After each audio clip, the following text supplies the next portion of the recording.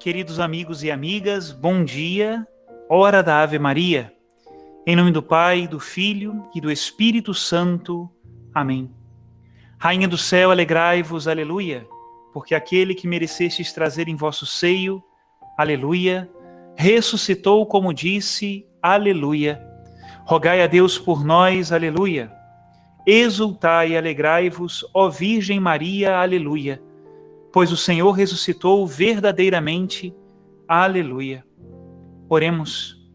Ó Deus, que vos dignastes alegrar o mundo com a ressurreição do vosso Filho, nosso Senhor Jesus Cristo, concedei-nos, vos suplicamos, a graça de alcançarmos, pela proteção da Virgem Maria, sua mãe, as alegrias da vida eterna. Pelo mesmo Cristo nosso Senhor. Amém. Ave Maria, cheia de graça, o Senhor é convosco. Bendita sois vós entre as mulheres, e bendito é o fruto do vosso ventre, Jesus. Santa Maria, Mãe de Deus, rogai por nós, pecadores, agora e na hora de nossa morte. Amém. Em nome do Pai, do Filho e do Espírito Santo. Amém. Queridos irmãos e irmãs, hoje quarta-feira desta 7ª semana da Páscoa, semana de oração pela unidade dos cristãos, novena de Pentecostes, rezemos juntos a oração do dia. Ó Deus misericordioso, concedei que a vossa Igreja, reunida no Espírito Santo, se consagre ao vosso serviço num só coração e numa só alma. Por nosso Senhor Jesus Cristo, vosso Filho, na unidade do Espírito Santo. Amém. E o Evangelho de hoje é a continuação do de ontem. Estamos no capítulo 17 de São João. Leremos hoje a partir do versículo 11, e diz assim: Naquele tempo, Jesus ergueu os olhos para o céu e rezou, dizendo: Pai Santo, guarda-os em teu nome, o nome que me deste, para que eles sejam um, assim como nós somos um.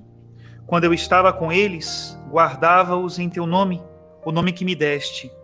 Eu guardei-os e nenhum deles se perdeu, a não ser o filho da perdição, para se cumprir a Escritura. Agora eu vou para junto de ti, e digo estas coisas estando ainda no mundo, para que eles tenham em si a minha alegria plenamente realizada. Eu lhes dei a tua palavra, mas o mundo os rejeitou, porque não são do mundo como eu não sou do mundo. Não te peço que os tires do mundo, mas que os guardes do maligno. Eles não são do mundo como eu não sou do mundo. Consagra-os na verdade, a tua palavra é verdade. Como tu me enviaste ao mundo, assim também eu os enviei ao mundo. Eu me consagro por eles, a fim de que eles também sejam consagrados na verdade. Palavra da salvação, glória a vós, Senhor. O Evangelho desta quarta-feira tem, sem dúvida nenhuma, os olhos postos nos discípulos. Jesus reza por nós. Reza pelos seus discípulos daquele momento e pelos seus discípulos de todos os tempos. Uma vez que ele suba para o Pai, se inaugurará no mundo uma nova modalidade da sua presença. Eu compartilho com todos a homilia do último domingo, que nos fala justamente desta realidade. Peço a Deus que seja de proveito àqueles que a escutarem. Queridos irmãos, queridas irmãs, hoje celebramos a Ascensão do Senhor. E como eu disse no início da celebração, esta solenidade de hoje completa a graça da Páscoa. Nós sabemos que desde aquele momento em que Jesus ressuscitou dos mortos, na madrugada do domingo de Páscoa, o seu corpo humano já assumiu características de um corpo glorioso. Nós sabemos que depois da ressurreição, Jesus podia entrar no cenáculo, ainda que as portas estivessem fechadas. O Senhor também conseguia estar agora em um lugar e logo em seguida em outro lugar muito distante, como aconteceu quando ele acompanhou os discípulos que iam a caminho de Emaús. O corpo de Jesus já era então o corpo glorioso, que não pode ser tocado pela morte nem pela dor. Porém, antes da ascensão, ainda faltava um grau de glória a este corpo glorioso de Jesus. Antes da ascensão, Jesus ainda podia ser confundido com um homem normal. Maria Madalena o confundiu com um jardineiro. Os discípulos de Emaús achavam que ele era mais um peregrino de Jerusalém. E os outros discípulos, na pesca no lago de Genezaré, depois da ressurreição, achavam que Jesus podia ser mais um homem na praia, talvez um outro pescador que perguntava se eles tinham pescado alguma coisa. Porém, depois da ascensão ao céu, o que nós estamos celebrando hoje, nós confessamos que Cristo se sentou à direita do Pai. Se sentou no sentido de um rei que se senta no seu trono, de alguém que assume o poderio. Esse é o sentido de sentar-se à direita do Pai. E nós confessamos também que ele virá julgar os vivos e os mortos, e o seu reino não terá fim. É um grau de glória maior. Agora, Cristo já não pode mais ser confundido com um homem normal. Foi esse Jesus que Saulo encontrou no caminho de Damasco. E o fulgor de Cristo era tão grande que Saulo ficou cego. A glória do Cristo ressuscitado, agora sentado à direita do Pai, é maior do que antes. E com a ascensão o Senhor abre para nós o caminho do céu. Nós também subimos com Ele, inicialmente na humanidade dele, mas a nossa humanidade, o seu corpo, uma vez ressuscitado, também seguirá esse mesmo caminho. E além disso, além de abrir o caminho para o Pai, o Senhor inicia no mundo uma nova modalidade da sua presença.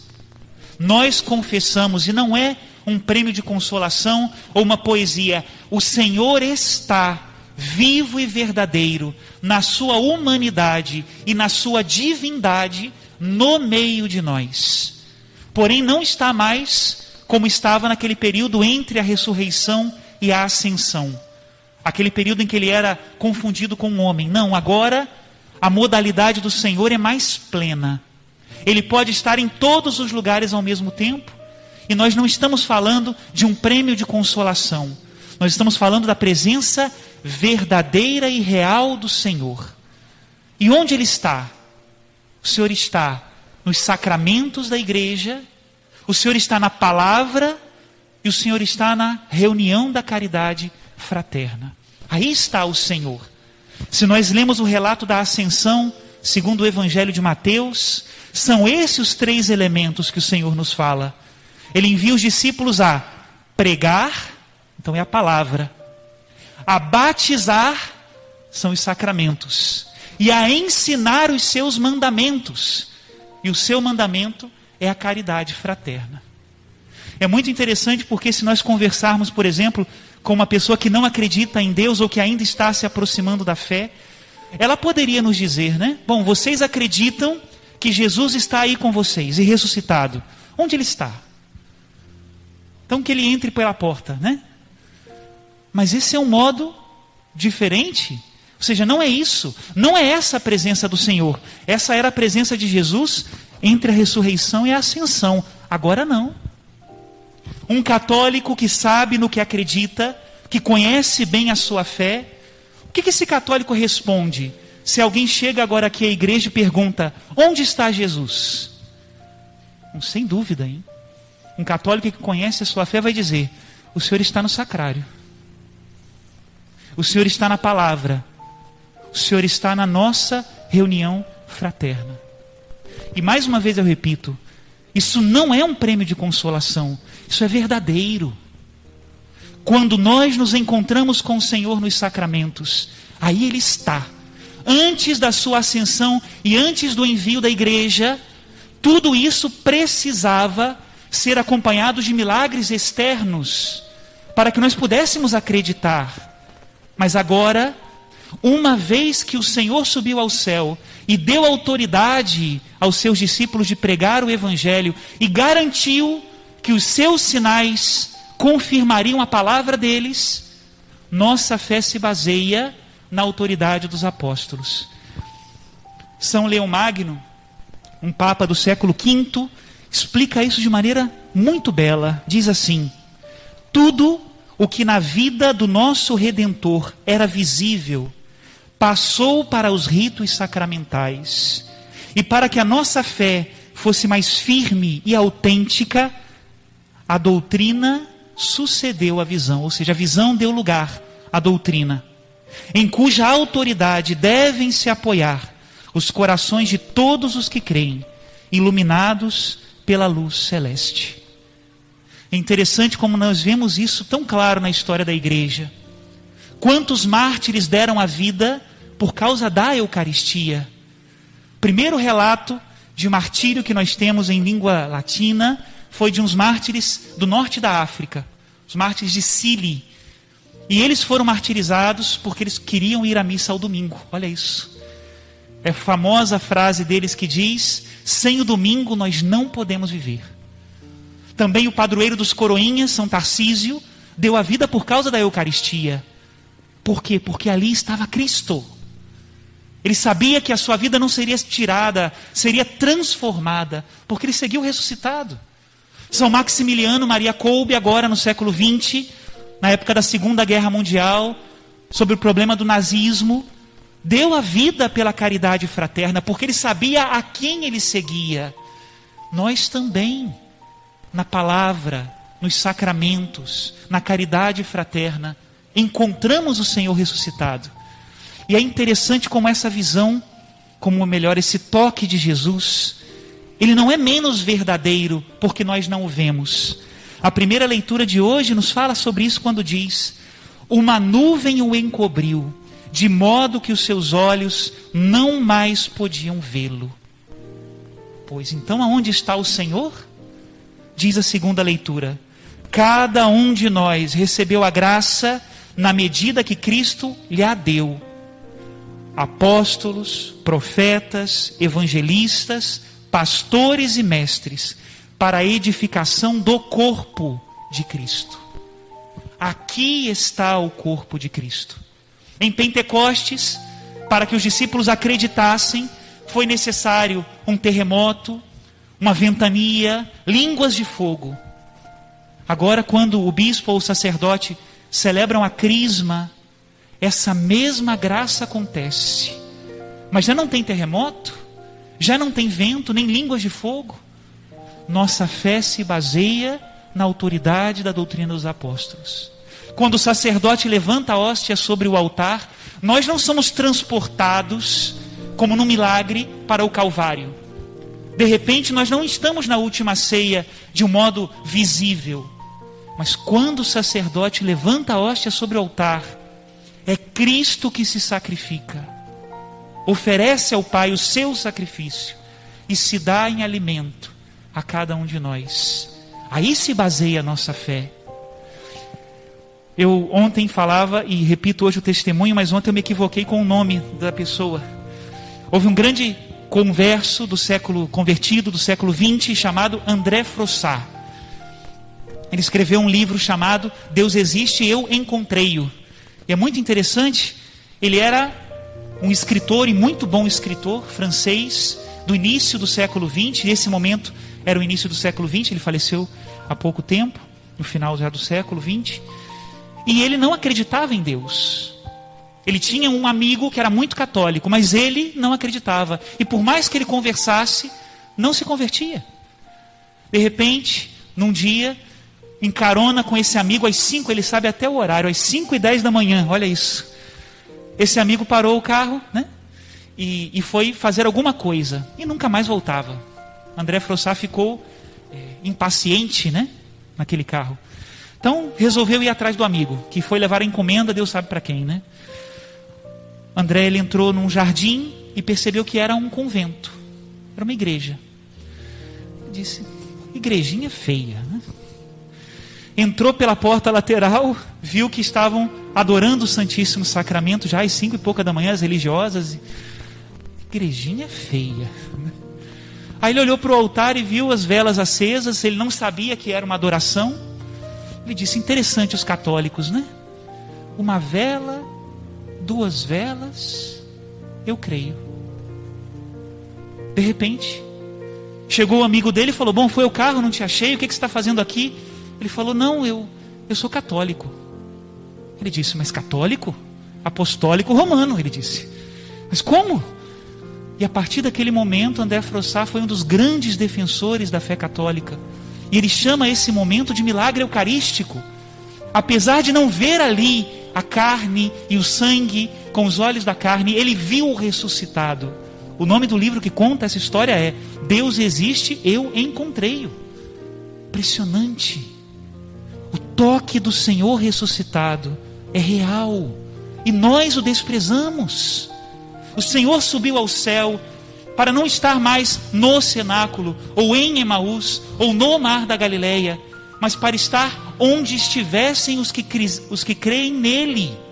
Eu estarei convosco todos os dias. E ele está no meio de nós. É interessante porque quando Jesus ressuscitado depois da ascensão apareceu a Saulo, o perseguidor, no caminho de Damasco, foi isso que ele disse: Saulo, Saulo, por que me persegues? Saulo não perseguia Jesus diretamente. Saulo perseguia a igreja. Mas Jesus se identifica com a igreja, o meu corpo, né? O corpo dele. Por que me persegues?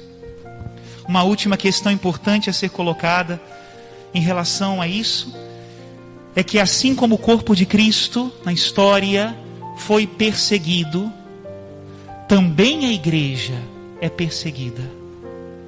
E justamente nesses sinais da ressurreição.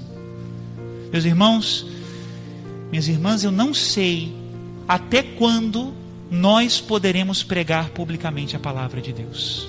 Não sei. Já em muitos países de tradição cristã, isso está sendo proibido.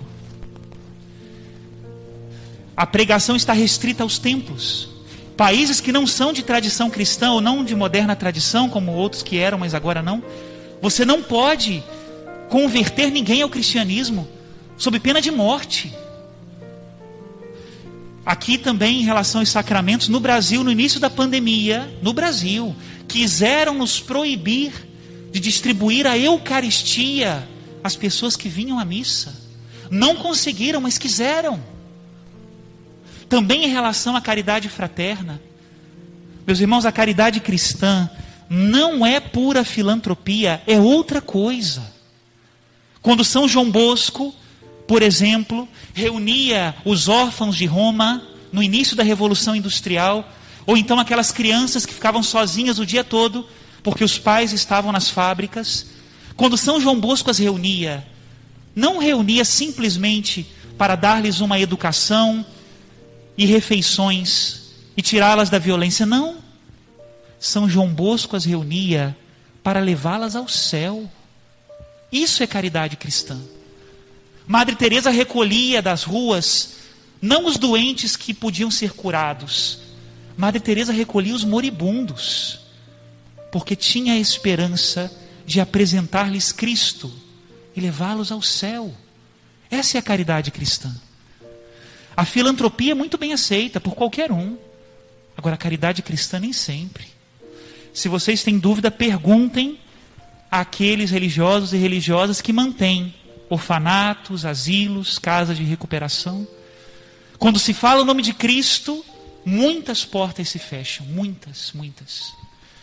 Peçamos a Jesus a graça de permanecermos unidos ao seu corpo, unidos na palavra, nos sacramentos, na caridade, para que com ele também nós subamos ao céu. Louvado seja nosso Senhor Jesus Cristo. Para sempre seja louvado. Que Deus nos conserve sempre na verdade, que nós sempre estejamos unidos a Cristo. Desça sobre todos vós a bênção de Deus Todo-Poderoso, Pai, Filho e Espírito Santo. Amém.